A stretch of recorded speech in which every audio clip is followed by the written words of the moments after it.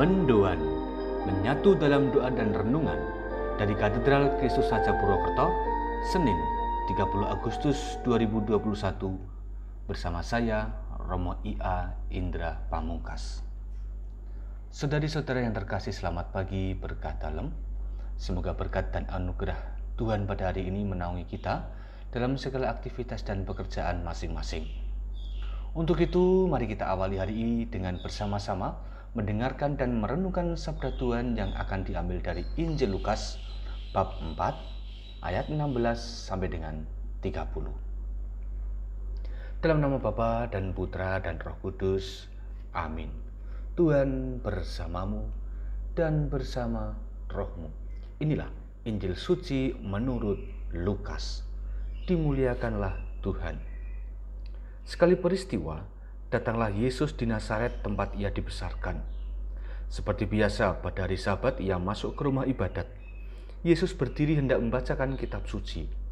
Maka diberikan kepadanya kitab Nabi Yesaya, dan Yesus membuka kitab itu lalu menemukan ayat berikut.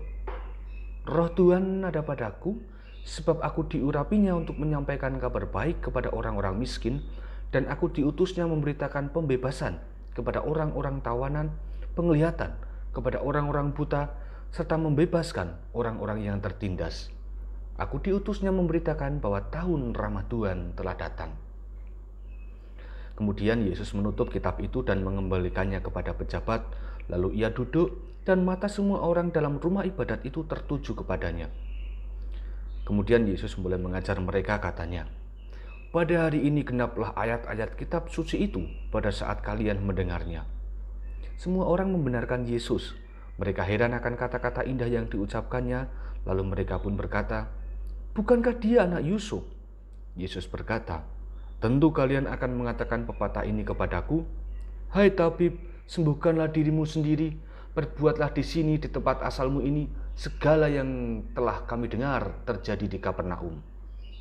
Yesus berkata lagi, 'Aku berkata kepadamu, sungguh tiada nabi yang dihargai di tempat asalnya.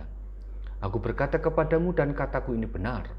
Pada zaman Elia terdapat banyak wanita janda di Israel, ketika langit tertutup selama 3 tahun dan 6 bulan, dan ketika bahaya kelaparan yang hebat menimpa seluruh negeri.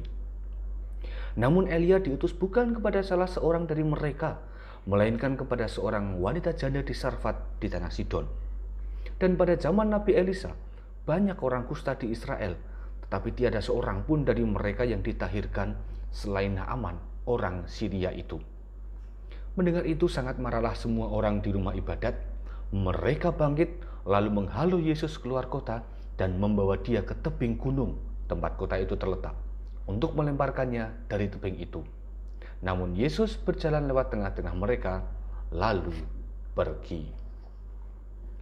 Demikianlah sabda Tuhan.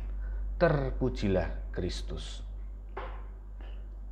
Kita tidak bisa menjadi cukup baik untuk semua orang, tetapi kita akan selalu menjadi yang terbaik untuk orang yang pantas menerima kebaikan kita. Saudari-saudara, penolakan yang dibuat oleh orang-orang Nazaret terhadap Yesus menjadi bukti bahwa tidak semua orang bisa menerima kebaikan yang kita buat. Kendati Yesus merupakan pribadi penolong dan pemerhati, tetapi nyatanya sulit bagi Yesus untuk diterima oleh orang-orang sekampungnya.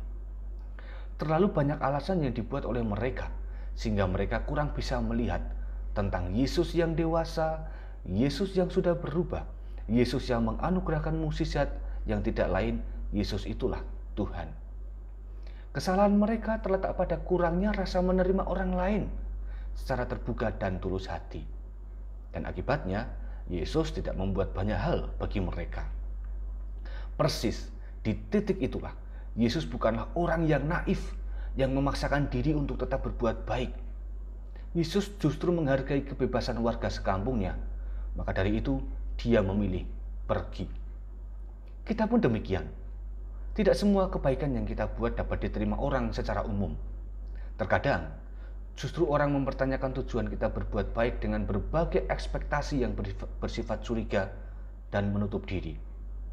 Berbuat baik tidak hanya mengandaikan segala sesuatunya pasti lancar, tetapi juga membutuhkan suatu strategi dan cara yang tepat. Selain juga keterbukaan hati dari pihak penerima kebaikan itu tentunya. Maka saudari-saudari yang terkasih, melalui Injil hari ini, kita dilatih untuk terus berbuat baik tanpa lelah dengan mempunyai cara-cara yang relevan dan efektif. Kita diminta untuk senantiasa menjadi orang yang melihat ataupun mempertimbangkan empan papan dimanapun kita diutus. Tuhan memberkati. Mari kita berdoa. Allah Bapa Maha Kasih, kami mohon kepadamu untuk memberikan kekuatan dalam setiap amal baik yang akan kami lakukan. Semoga kami tidak lelah jika ada tantangan, tidak menyerah jika ada tantangan, tetapi terus berusaha menjadi sesama bagi orang lain dimanapun dan kapanpun.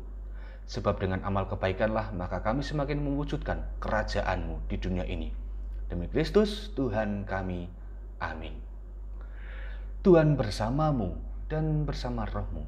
Kita semua, keluarga kita, mereka yang kita cintai dan segala rencana kebaikan yang akan kita buat hari ini senantiasa dalam lindungan dan berkat Allah, Bapa, Putra, dan Roh Kudus. Amin. Saudari-saudari yang terkasih, selamat beraktivitas. Tuhan memberkati. Salam mendoan.